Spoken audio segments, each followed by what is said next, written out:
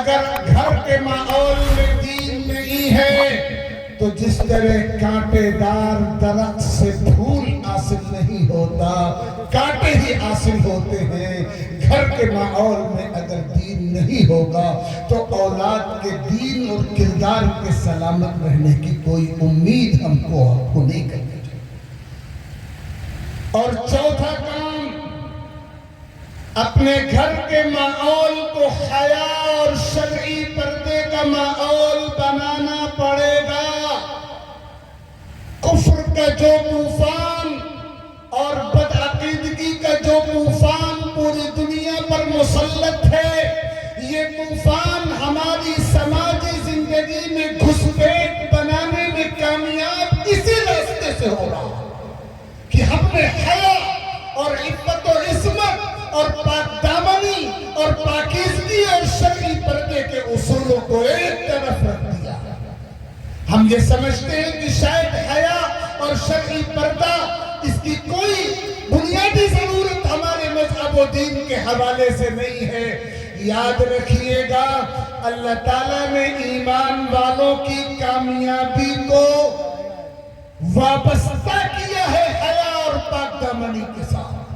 جب تک حیا کا ماحول نہیں ہوگا، جب تک شرعی پردے کا ماحول نہیں ہوگا، جب تک بے حیائی کا خاتمہ نہیں ہوگا، جب تک بے پردگی کی لعنت کی روک تھام ہم آپ نہیں کریں گے، اللہ تعالیٰ فرماتے ہیں کامیابی ہمارے قدم نہیں چوم سکے گی۔ اور حدیث پاک میں تو 7 لفظوں میں فرمایا گیا، الحیاء والایمان قرناء جمیعا اذا رفع احدهما رفع الاخر۔ حیا اور ایمان دونوں میں چولی دامن کے ساتھ ہے، حیا اور ایمان دونوں ساتھ ساتھ رہتے ہیں۔ اگر حیا باقی ہے تو ایمان باقی ہے، اور اگر حیا باقی نہیں ہے تو ایمان بھی باقی نہیں رہتا۔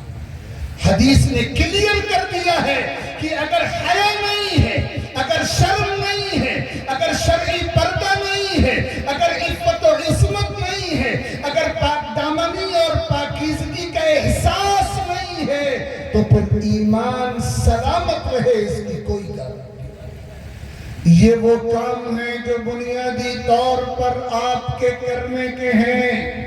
شکر ادا کیجئے کہ اللہ تعالیٰ نے ایمان عطا فرمایا۔ فکر کیجئے مرتے دم تک ایمان سلامت رہے۔ یہ جبھی ہوگا جب پوری زندگی اسلام کے سانچے میں ڈھلی ہوئی ہوگی۔ طوفان پوری طاقت کے ساتھ کفر کا آ رہا ہے، آپ کی نسل خطرے میں ہے، نوجوان اور نونہال نسل اصل ٹارگٹ ہے ان طوفان لانے والوں کے لیے جنہوں نے پوری طاقت لگا رکھی ہے۔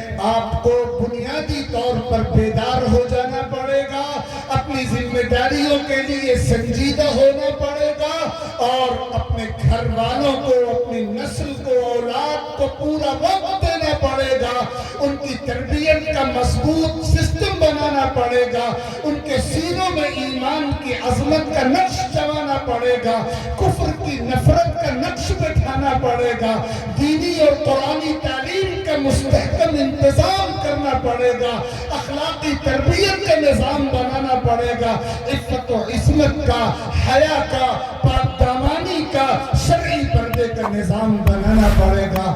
یہ وہ بنیادی کام ہیں جو ہمارے اور آپ کے کرنے کے ہیں۔ اس مختصر سے وقت میں یہی گزارشات میں نے درد دل کے ساتھ آپ کی خدمت میں پیش کی ہے۔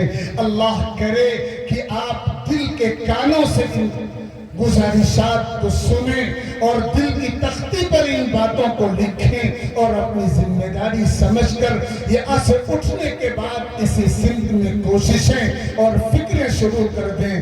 اللہ تعالیٰ اس گنہگار کو بھی عمل کی توفیق عطا فرمائے، اور آپ جملہ صاحبان کو بھی عمل کی دولت سے مالا مال فرمائے۔ میں ایک بار پھر اس اجلاس کے منتظمین کو دل کی گہرائیوں سے مبارکباد پیش کرتا ہوں۔ اللہ کرے کہ اس اجلاس کے مثبت اثرات اصلاحی اثرات، انقلابی اثرات صرف اس گاؤں تک نہیں اور اطراف تک، پورے علاقے تک پہنچے اور اس کا بہت روشن اور مثبت اور مفید اثر اور نقش نظر آئے۔ اللہ رب العزت کہنے سننے سے زیادہ عمل کی توفیق عطا فرمائے۔ آمین۔ وآخر دعوانا ان الحمد للہ رب العالمین۔